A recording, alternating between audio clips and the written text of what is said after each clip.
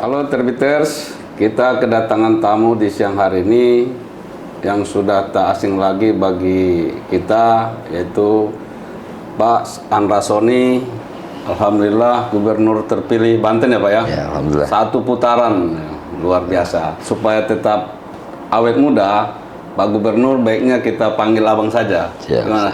Siap. Bang ya, Bang Andra Soni ya. Apa kabar Bang? Alhamdulillah baik. Terima kasih sudah datang berkunjung mampir ke studio podcast Harian Terbit. Ini penghormatan luar biasa bagi kami. Kita dalam berbincang-bincang ini akan mengulas sedikit tentang kiat-kiat atau apa nanti yang akan Bang Andra sampaikan di Banten, insya Allah setelah dilantik dalam waktu dekat. Kalau kita cermati, Banten ini kan termasuk yang fanatik ya terhadap salah satu keluarga gitu ya. Nah, tapi dengan majunya Abang kemarin itu bisa menang satu putaran pula, apa kiatnya kemarin itu Bang di Pilgub kemarin? Gak ada sih sebenarnya kiat khusus gitu, gak ada. Cuma memang karena kita sudah terbiasa dalam kontestasi politik sejak Pilpres 2014, 2019, kemudian dilanjutkan Pilpres 2024 dan beberapa pilkada yang kita ikut serta, itu menjadi pengalaman kita. Dan kemudian Pak Prabowo ini adalah ketua umum saya, dan beliau adalah selalu menjadi pemenang di setiap kontestasi di Banten. Kita melihat bahwa strong votersnya beliau tinggi, dan warga Banten itu sangat menyukai yang karakteristik pemimpin yang nasionalis, patriotis, kurang lebih seperti itu. Dan saat saya diberi tugas maju sebagai calon gubernur, ya karena memang kita kadernya Pak Prabowo, tentu kita sudah apa yang menjadi gagasan, apa yang menjadi hal-hal yang diperjuangkan oleh Pak Prabowo itu sudah menginternalisasi di diri kita. Nah, kemudian apa yang selanjutnya kita lakukan tentu dengan koalisi. Ya, koalisi kita besar, dan kemudian kita juga banyak didukung oleh relawan-relawan, para tokoh-tokoh ulama dan sebagainya. Dan kemudian gagasan yang kita bawa adalah hal-hal yang selama ini menjadi kendala di Banten. Yaitu salah satunya adalah tingkat pendidikan yang rendah, kemudian tingkat pengangguran yang tinggi, kemudian juga kemiskinan yang masih besar jumlahnya, dan ditambah lagi dengan kejadian-kejadian besar terkait dengan korupsi di Banten. Nah, itu kita jadikan sebuah gagasan bahwa Banten itu harus maju masyarakatnya, kemudian harus adil pemerintahnya, kemudian merata pembangunannya, tidak korupsi. Dan itu terus kita gaungkan, dan tim bekerja maksimal. Dan berikutnya adalah yang Maha Kuasa meridhoi. Dan insya Allah nanti itu bisa terlaksana ya? Insya Allah. Ya. Nah, itu memang doa bersama ya. Karena memang di Banten itu kemiskinannya di pelosok khususnya Pak ya. Iya. Itu sangat-sangat memprihatinkan. Iya. Kemudian Pak, dengan ekstalasi politik kemarin yang lumayan tinggi juga, apalagi lawan dari Abang kan kuat juga, Kim Plus itu kan. Gitu. Iya. Nah, sekarang bagaimana untuk melakukan suatu rekonsiliasi politik supaya nanti juga roda pemerintahan yang Abang pimpin berjalan dengan harapan tidak ada gejolak-gejolak, apa khususnya di DPRD saat itu? Ya, secara prinsip saya sih meyakini bahwa semua yang maju sebagai kontestasi pilkada kemarin tujuannya adalah mengabdi kepada daerahnya, dan kemudian menyerahkan kepada rakyat untuk menentukan pilihannya. Dan kemudian pemilu telah selesai, tentu ya proses-proses kita dalam membangun daerah itu harus secara bersama-sama. Nah, secara kepartaian ya kita telah ditetapkan di KPU dan kemudian telah diumumkan di paripurna DPRD, dan ya kita telah membuka komunikasi ya dalam rangka bagaimana membangun Provinsi Banten itu. Dan saya punya keyakinan bahwa semua orang Banten pasti ingin Banten ini maju. Bang, ini kan sudah hal umum ya, presiden, kepala daerah, apa namanya, ada istilah 100 hari setelah menjabat gitu kan. Mungkin Bang Andra juga sudah menggambar-gambarkan nih kira-kira bagaimana rencana 100 hari nanti setelah Abang dilantik sah jadi Gubernur Banten. Ya, artinya 100 hari ini kan sebenarnya simbol optimisme aja ya. Artinya gimana supaya masyarakat itu terus terbawa suasana bahwa kita ini sedang berupaya bagaimana membangun dengan baik. Tapi prinsipnya sebenarnya pembangunan daerah itu bukan 100 hari. 100 hari itu nggak ada yang banyak yang bisa kita kerjakan, karena pemerintahan daerah ini unsur pemerintahan daerah itu adalah gubernur dan DPRD. Jadi gubernur nggak bisa jalan sendiri juga, ada DPRD di situ. Nah, pembedanya adalah pilkada ini dilaksanakan di bulan November, kemudian ditetapkan di bulan Januari, kemudian pelantikan mungkin Februari. Tahapan-tahapan pemerintahan daerah itu sudah berjalan, yaitu dengan penetapan APBD. Nah, APBD kita kan ada ratusan program dan itu sudah termaktub di dalam APBD, Anggaran Pendapatan Belanja Daerah tahun 2025. Nah, saya masuk dalam posisi APBD sudah jadi, bukan saya yang susun. Dan tentu, ini harus dipahami juga oleh masyarakat ya? Tentu saya harus bisa mengoptimalkan yang sudah ada. Makanya apakah 100 hari? 100 hari yang akan kita lakukan adalah optimalisasi. Apa optimalisasinya? Contoh salah satu adalah program sekolah gratis.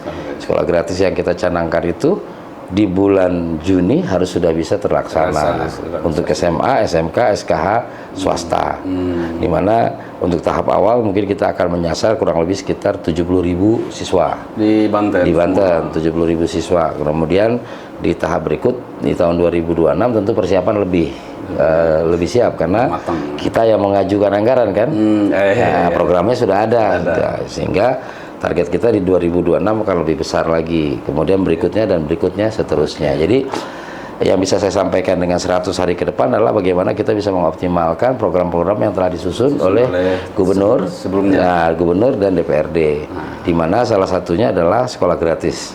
Nah, kaitan dengan program yang disusun oleh era sebelum Bang Andra, ini kan makan bergizi gratis ini kan program nasional oleh Pak Presiden Prabowo. Gitu. Mungkin tidak ada di dalam rancangan atau agenda di pemerintah sebelumnya. Ini bagaimana Abang menyikapi ini? Justru ada. Artinya tadi pemerintahan Provinsi Banten ini merupakan kepanjangtanganan pemerintahan pusat. Jadi semua program-program pemerintah pusat, program-program nasional harus bisa dimonitor, harus bisa dieksekusi, harus bisa dilaksanakan oleh gubernur. Nah, kemudian terkait dengan makan bergizi gratis, itu kan telah diberikan arahan oleh Kemendagri terkait dengan setiap daerah menyisihkan 4 sampai dengan 5% APBD, PAD-nya, pendapatan asli daerahnya untuk persiapan makanan bergizi gratis di masing-masing daerah. Kabupaten kota di Provinsi Banten telah melaksanakan arahan tersebut dengan menyisihkan, tinggal menunggu petunjuk teknisnya. Karena ini sejalan dengan apa yang kita inginkan. Pertama adalah peningkatan sumber daya manusia. Kita menyadari stunting masih tinggi di Provinsi Banten. Kemudian juga lama sekolah tadi, ya dengan anak-anak yang terpenuhi gizinya, IQ-nya tinggi dan sebagainya, itu akan membuat Banten ini bisa punya daya saing. Kenapa itu penting? Provinsi Banten salah satu provinsi yang merupakan kawasan industri. Betul. Tapi paradoks, penduduknya justru banyak yang tidak kerja, pengangguran. Karena apa? Salah satunya adalah kualitas sumber daya manusia, sehingga kita kalah bersaing dengan pencari kerja dari tempat lain. Nah, tugas saya sebagai gubernur salah satunya adalah memberikan ruang sebesar-besarnya kepada warga Banten untuk bisa mendapatkan pekerjaan layak dan kehidupan yang layak. Kemudian Bang, ini mungkin yang terakhir ya, saya baca-baca literasi soal Bang Andra Soni ini memang selalu kecilnya itu agak menarik untuk dicermati sebagai support untuk adik-adik kita terbiter sini gitu. Dulu kok nggak salah pernah jualan es bonbon itu apa? Gimana cerita? Basic keluarga saya kan bukan keluarga ada. Jadi saya dari kecil dibawa merantau oleh orang tua saya ke Malaysia sebagai imigran ilegal. Nah, saya sempat merasakan itu kehidupan 5 tahun di Malaysia, ya di negeri Pahang namanya. Dan umur berapa lah kira-kira Abang itu? 5 tahun. Berarti belum SD lah Bang ya?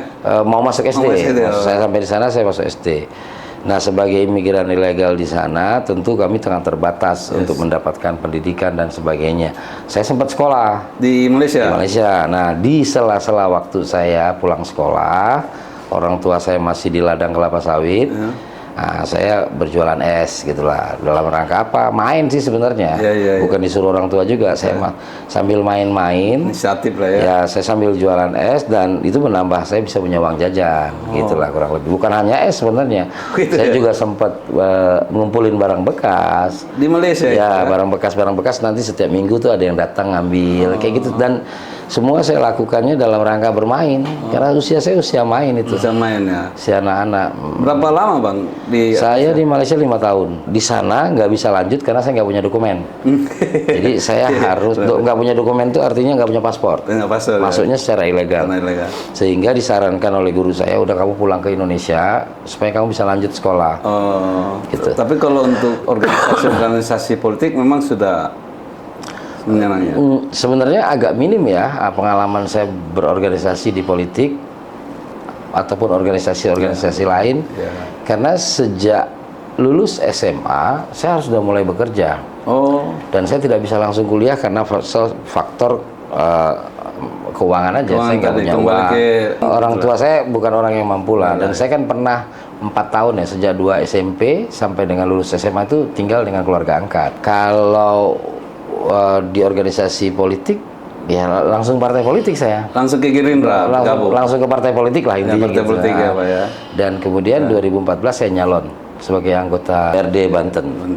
Dan alhamdulillah terpilih. Oke teman-teman Terbites, luar biasa yang kita dengan Bang Andra Soni. Beliau ini perjuangan hidupnya luar biasa. Jadi semangat ya, jangan patah semangat, harus gigih kuat. Kan itu Bang ya. Siap. Terima kasih Bang sudah Terima kasih. di sini. Mudah-mudahan insya Allah kita berdoa. Amin. Sukses. Amin.